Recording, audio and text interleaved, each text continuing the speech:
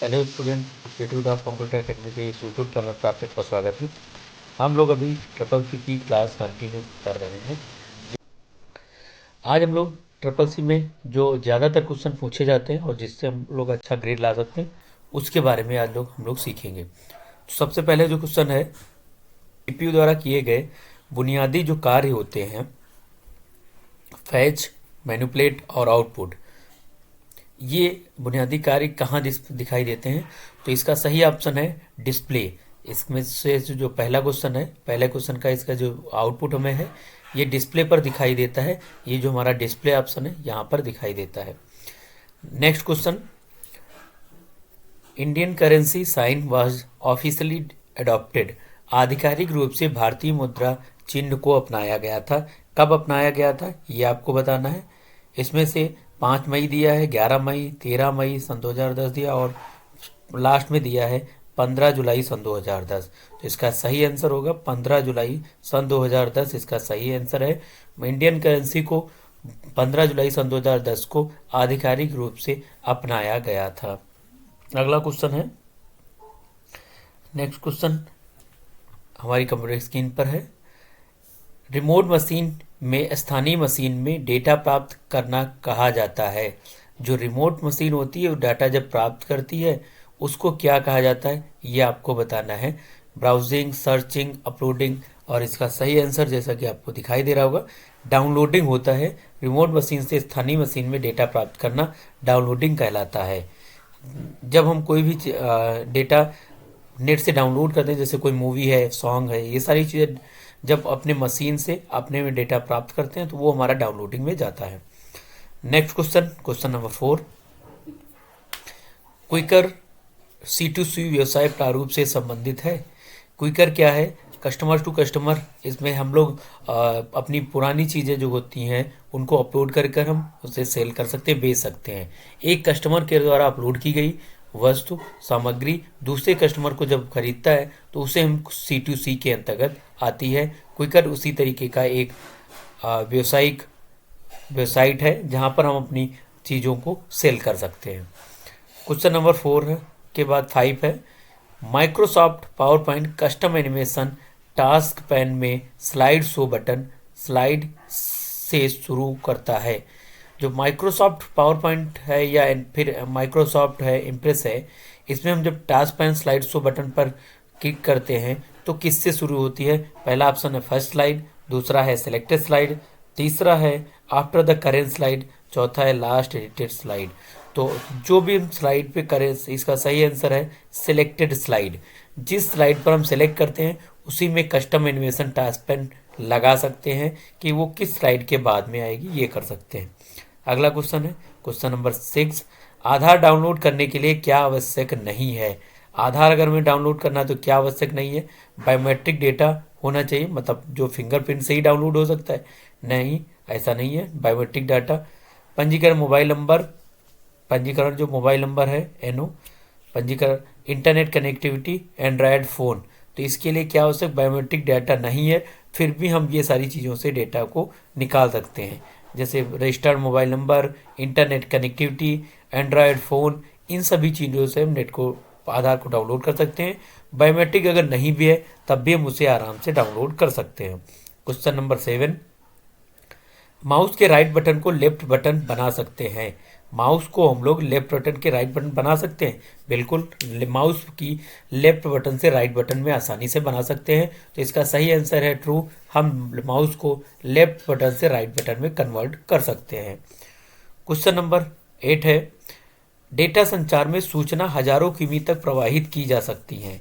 जो डेटा संचार है उसके द्वारा सूचनाओं को हजारों किमी प्रवाहित की जा सकती है। तो ये सही है, ट्रू है, क्योंकि हम लोग जो डेटा सूचनाओं के माध्यम से अपनी सूचनाओं को देश विदेश तथा अन्य जगहों पर हजारों किलोमीटर दूर आसानी से ट्रांसफ़र कर देते हैं। Information is the carry data communication third of the kilometres. Yes, इसका सही आंसर है ट्रू। क्वेश्चन नंबर 9 है, इंडिया के पहले सुपर कंप्यूटर का नाम MC1300 है। तो इसका सही आंसर है तो क्या होता है? नहीं, ये हमें पहले से पता है।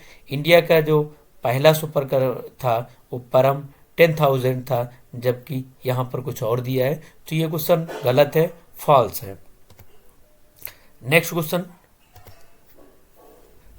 सबसे अच्छा MQTT प्रोटोकॉल का वर्णन करता है। सबसे अच्छा MQTT प्रोटोकॉल का वर्णन करता है, मशीन टू मशीन करता है, पब्लिश टू सब्सक्राइब करता है, तीसरा ऑप्शन है रिक्वेस्ट रिस्पॉन्स करता है, और चौथा ऑप्शन है मेश नेटवर्किंग।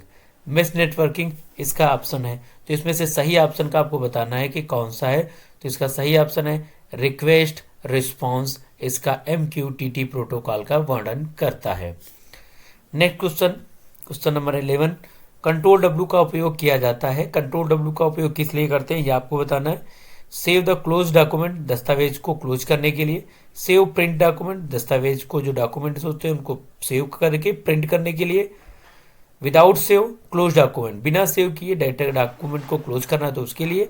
या फिर नेक्स्ट सेव डॉक्यूमेंट, या फिर डॉक्यूमेंट को सेव करने के लिए, सहेजने के लिए इसका उपयोग किया जाता है। तो कंट्रोल W से पता है आप लोगों को, document without save close document, हम बिना सेव किए फाइल को, अपने डॉक्यूमेंट को क्लोज कर सकते हैं। अगला क्वेश्चन है क्वेश्चन नंबर 12, व्यक्तिगत ऋण किसी व्यक्ति के पैसे या व्यवसाय के आधार पर जारी नहीं किया जाता है। व्यक्तिगत ऋण जो होता है, पर्सनल लोन जो होता है, is not issued the basic profession और the business of a person. व्यक्तिगत ऋण जो होता है पैसे व्यवसाय के आधार पर जारी नहीं किया जाता, ये सही है, ट्रू है।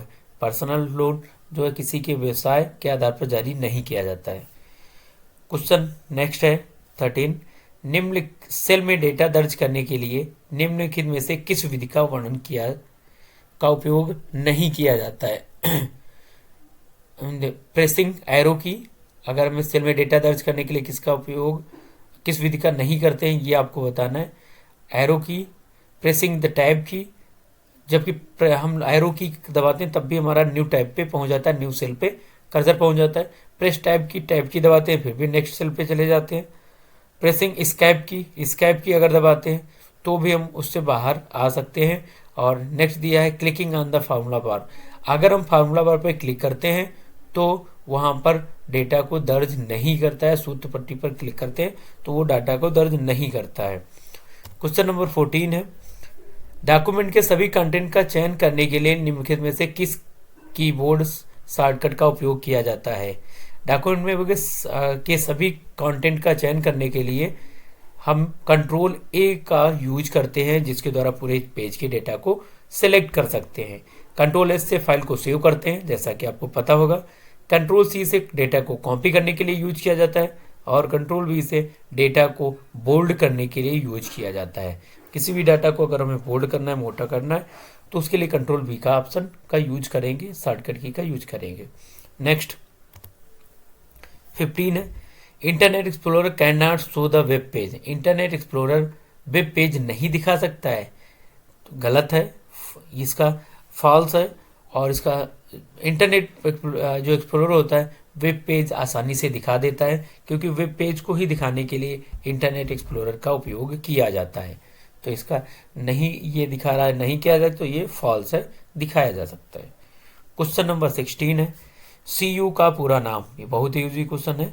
CU कंट्रोल यूनिट का पूरा नाम क्या है ये आपको बताना है। तो CU का पूरा नाम जैसा कि कंट्रोल यूनिट होता है, तो इसका बी ऑप्शन सही है, कंट्रोल यूनिट। नेक्स्ट क्वेश्चन है 17, निम्नलिखित में से कौन सा विकल्प 4 बिट्स के समूह संयोजन के लिए एक वैकल्पिक नाम है। 4 बिट के जो होते हैं उनके समूह को क्या बोला जाता है, इसका ये ऑप्शन बताना है। Bit, nibble, byte, digit. तो इसका जो 4 जो होती हैं बिट के समूह को निबल बोलते हैं, निबल कहा जाता है। क्वेश्चन, अगला क्वेश्चन नेक्स्ट 18, डेबिट कार्ड को ATM कार्ड भी कहा जा सकता है। बिल्कुल कहा जा सकता है, ट्रू है, सही है आंसर इसका जवाब। डेबिट कार्ड को ही ATM कार्ड भी कहा जा सकता है, ATM कार्ड के नाम से भी जाना जाता है।